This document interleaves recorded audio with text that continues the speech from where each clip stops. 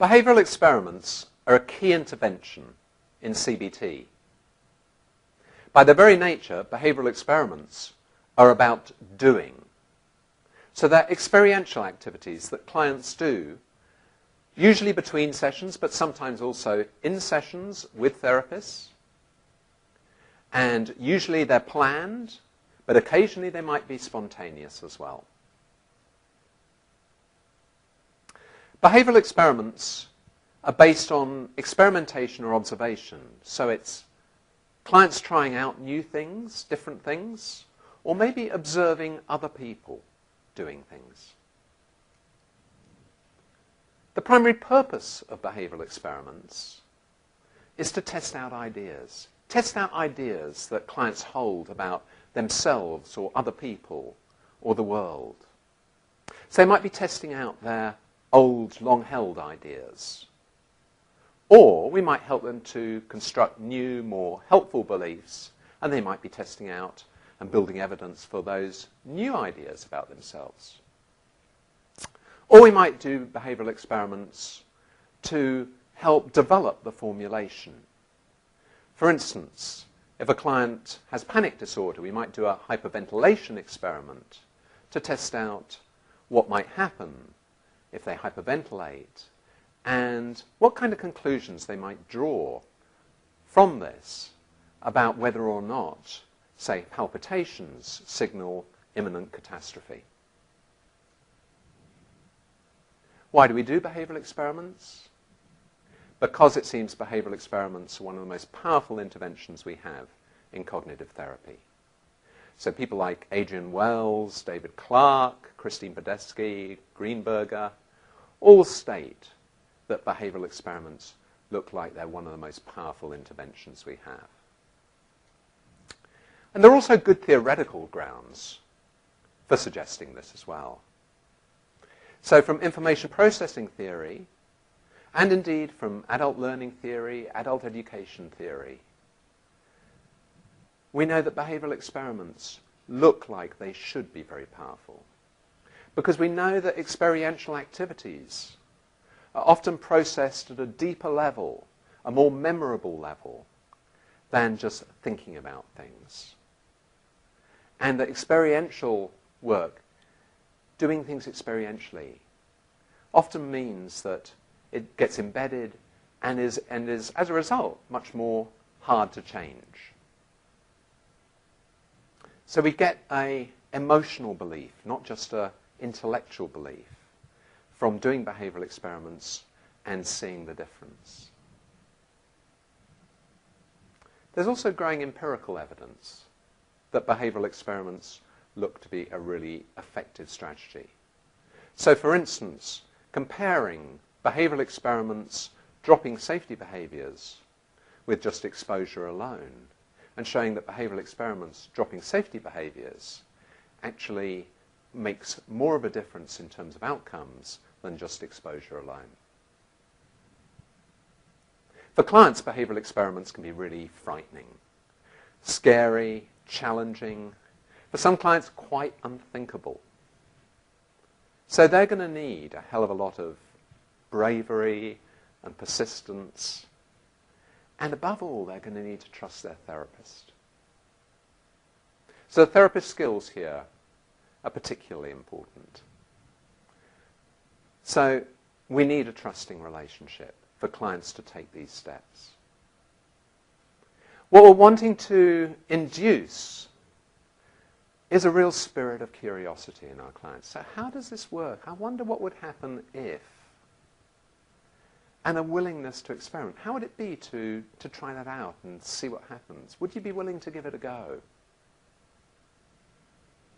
We use guided discovery to help the clients to set up experiments, to debrief them, to test out what it is they want to test.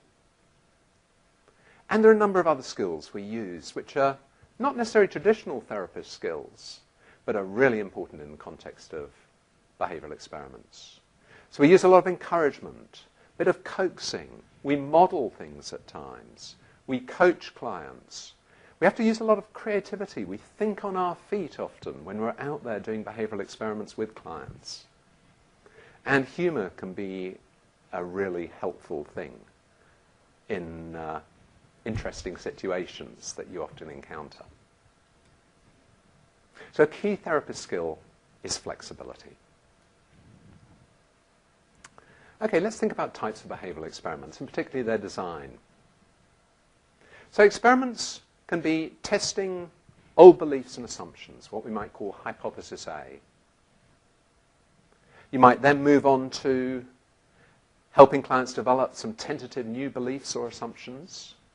And so you compare then hypothesis A with hypothesis B. Or it might be you've moved a stage further and they're starting to really build an idea that hypothesis B might indeed be possible. And so you're then setting up experiments to build evidence some more for hypothesis B. So let's look at a clip now of Norma Morrison working with a patient with OCD and establishing hypothesis A and hypothesis B and getting belief ratings for both of them. What would we actually be testing out? What belief do you think would be the one that we want to test? I guess that if I don't wash my hands after something, then I'm going to get sick and the anxiety will be unbearable. Okay. And how much do you believe that on a not 100% at the moment? 90%, definitely. Mm. And what would an alternative belief be from the sort of things we've been discussing? Well, I suppose that if I don't wash my hands, that I probably won't get sick, and my anxiety will gradually come down. Right. And how far do you believe that one at the moment? 20%. Right. Not very high. No. Well, that's understandable. It's a bit of a scary prospect, isn't it? So another type of behavioural experiment is a discovery experiment, where the client might not necessarily have a hypothesis about what might happen because they simply have never considered the idea. So, for instance, with a socially anxious client, you might do an experiment where they try directing their attention externally rather than internally on their feelings and seeing what happens. Now, that might be a discovery experiment for the client simply because they've never thought about what would happen if. There are different types of behavioural experiment now. There are what we might call active experiments, where the client is the centre of the experiment, as it were. And then there are observational experiments, where they're observing others, maybe, and drawing conclusions from those observations. Active experiments can be of two kinds. We can have active experiments in real situations. A lot of our experiments that we do where clients are doing experiments as homework, of course, experiments in real situations. And you'll see a lot of examples of these in the various presentations. Or there can be simulated experiments, where what happens is we bring into the therapy room a potential outside experiment, but try it out in the therapy room. So, for instance, now we'll see a clip with Melanie Fennell working with a client with low self-esteem. And he is very, very sensitive to criticism. And what's happened before is that Melanie has actually modelled responding to criticism, while the client has pretended to be the critic. And now the client has got into his own skin, as it were, and Melanie is being the critic. And they've been through this a couple of times now, and what you'll see in this clip is the third go, with the client now responding to criticism. Should we try it one more for luck? Okay. Okay. Now look here, what's taking you so long? You're being really slow. Because I'm taking my time with it, because I want to get it right. Well, I'm afraid that's not good enough. You really should be further along in this. I mean, I could be further along, but I wouldn't be spending as much time and making sure that everything's up to standard. I could be rushing it, but I think it's probably best that I take my time and make sure it's accurate. Well, what about all the other people who are doing faster than you? They might be going faster, but they might not be understanding it fully, and at the end, the quality might not be as good as mine. Do you think you're up to the job? I think I'm up to the job, yeah. All right. Well done. How did that go? Yeah, it kind of felt easier that time than the time before, Yes. which felt easier than the time before. Yeah. I mean, that, from my point of view, that looked great. You looked just kind of solid and confident. That was beautiful. Observational experiments are of three types. The first type is where the client is directly observing the therapist or someone else in the outside world. So, for instance, in the clip you'll see here, Frida McManus is working with a client with panic disorder and agoraphobia. And they're setting up an experiment where Frida is going to faint, and what the client is going to observe is what happens if you faint in a public place. I don't know if the best way to start is if you start off just observing what happens if, for example, I collapsed in the supermarket. Okay. And I guess all you have to do is kind of stand in a good viewing position, and then I'll collapse in the aisle, and you'll be in a good position to get the best perspective on how people genuinely react to that. You'll be able to see if they just step over me or hurry past or cart me off to hospital. Okay.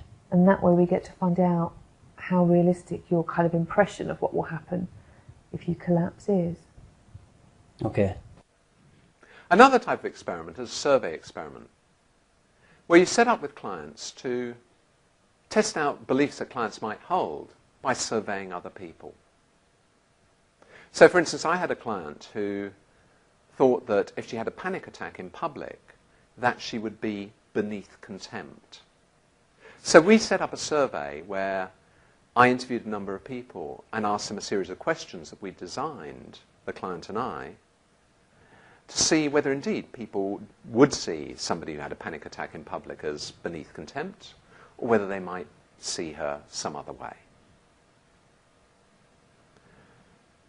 Another type of experiment is where you might gather data from other sources, and the internet's a really good place to gather data. So, for instance, to look at the odds of dying if you get involved in an air accident. And if you look up on the internet, what you'll find is that if you sit on a plane continuously for about 22,000 years, then you have a 1 in 22,000 chance of dying. It's a good place to pick up information. Let's think some more about the how of behavioural experiments now. The Experiential Learning Circle provides a wonderful framework for thinking about behavioural experiments. This was designed by Lewin and Kolb. So the Experiential Learning Circle has 4 components: plan, act, observe, reflect. And we can start at any place in the circle to actually do behavioural experiments. So, for example, you might have identified a thought or assumption to be tested through reflection. You then plan to set up an experiment. You then carry out the experiment. You then observe objectively what happened. And then you reflect on the meaning of that experiment. And then maybe you set up another experiment, and so on. Let's think first of all about the first stage of this. Say, think about planning an experiment. So what's important in planning? These are some of the considerations. So firstly, you want to make cognitions testable. So a cognition like, I'm no good, isn't much good for a behavioural experiment. We need to make it a lot more concrete and operationalise it so it gets to be really testable. So for instance, something like, I don't contribute anything useful in meetings is a much more testable cognition than I'm no good. We want a measurable outcome so we can actually see how the experiment's working. We need an experiment that's safe to test as well. And we need it to be practical so that it can be tested in the environments we have at our disposal. We want to get belief ratings for the cognitions for hypothesis A, say, and hypothesis B. We want to be really clear about the experiment, to be detailed and specific. So, for instance, in the clip here, I'm working with a depressed client to get absolutely clear about what the experiment's going to involve and how she's going to go about doing it. Let's think about an experiment now and actually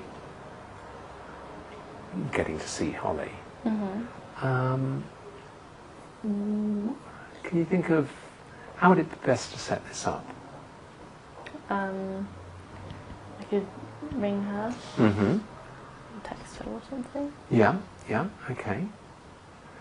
All right, so you ring her and text her, and what might you arrange to do? We used to go for coffee a lot. Mm-hmm. Mm-hmm. So, like, we have a local coffee shop near us. Yeah. So we could both go there. And that sounds a pretty nice way to sort of, toe in the water again, as it were, Mhm. yeah? Yeah. And actually mean that you kind of get to talk. And, Yeah. Yeah, okay. So, and when do you think you might be able to, you might feel ready to do that? Ring her. And to make a plan to see her?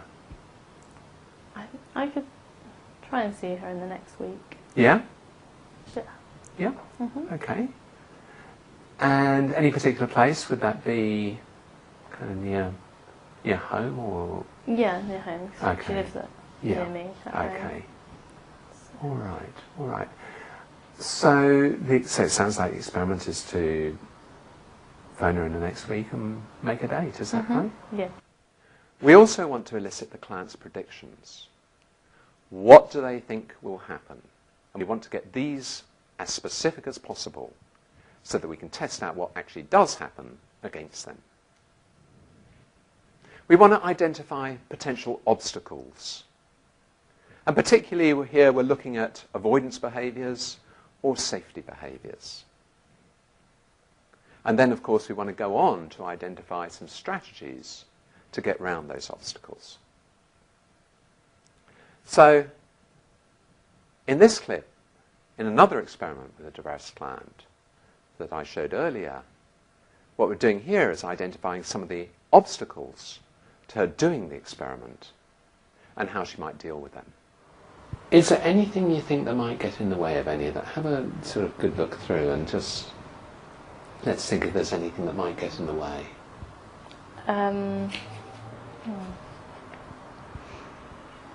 Maybe if I met some friends or something. Mm-hmm. Like, lots of my friends go for lunch together on Fridays. Yeah. So I'd be tempted to go with them, and then they usually, like, go into town afterwards. Yeah. So I'd be tempted to go as well. Would you? Yeah. That's obviously, that might be some of your bit dubious about Friday afternoon, Yeah. I think I heard earlier. Okay. So, all right, so what if you do feel like, having lunch with them and going into town? What might you, is there any way to reschedule what you do Friday afternoon, or? Well, I could always just go for lunch with them, Mm-hmm. and then just not go into town with them afterwards. So at least I'm seeing them for a bit. But Okay. How would that feel? that would be okay. Yeah? I think. Yeah. So I get to see them still, but Okay. make sure my work's done. Because then it will feel nice to have the Saturday off. Then we want to identify some of the worst case scenarios. What's the worst that might happen is often a really good question. And then having done that, we want to identify some ways to cope. And that's likely to make the person much more likely to actually do the experiment. We want to set up the experiment as no-lose. And by that I mean that all information is helpful, even if the experiment doesn't go exactly as you might like, to get the idea that we can really learn from this. So in the clip here, Norma Morrison is setting up an experiment with a client in a no-lose kind of a way. I mean, maybe I could drive home. I'd be a bit worried about doing the sandwich, though. That's Well, a bit scary. Let's see what happens. I mean, it's an idea, and if you can carry it out, that's fantastic. Okay. If you can't carry it out, it still gives us information about what was going on, why it was too hard. Okay. So it would be useful to look at that as well. It's helpful to use a record sheet, a behavioural experiments record sheet. So the client has a permanent record of what their predictions are, what their beliefs were, what changed, what the outcomes of the experiment were, and so forth. So they can remember their predictions and actually compare what happened with their predictions. So that's planning. But the other three components of the experiential learning circle are also really important. So, in the ACT component, we want to make sure that the client knows what to look out for. We want to make sure that they drop their safety behaviours. We want to make sure that the negative biases don't come into operation. In the observe component, we want to get as objective an observation as possible. What happened? What actually happened here? What went through your mind? How did others react? How did you feel? And so forth. In the clip here, Frida McManus is working with a client. And what she's doing is she's getting some really objective details about what actually happened in the experiment. So before I collapsed, how likely from 0 to 10 did you think it was that people would respond pretty negatively to that? 7. 7 or 8. Yeah. What did you observe happen when I collapsed? Well, someone, when you collapsed, someone sort of pretty much immediately came over. A lot of other people noticed and kind of hovered. Yeah. In the reflect phase, we want to ask questions like, what does it mean? What have you learnt from this experience?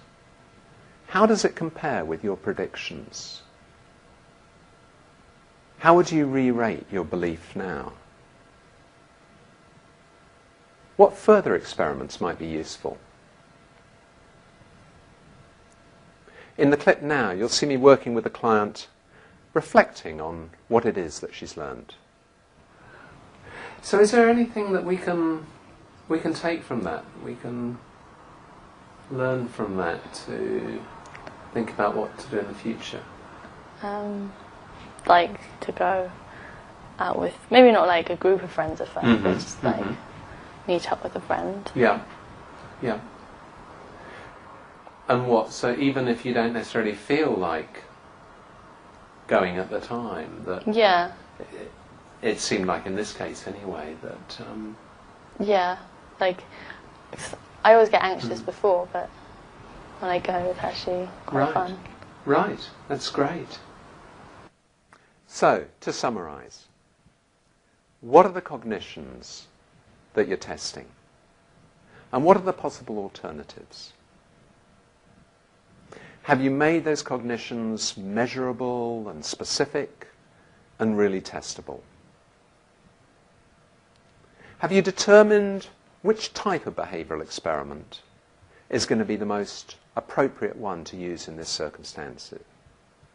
Is it going to be an active experiment in a real situation, or maybe a simulated experiment, or maybe more of an observational experiment or a survey experiment? Have you used all aspects of the experiential learning circle? And this means not only planning the experiment and carrying it out, but also carefully observing the effects of the experiment and then reflecting on the meaning of the experiment. And finally, enjoy it. Behavioural experiments really are the creative edge of cognitive therapy.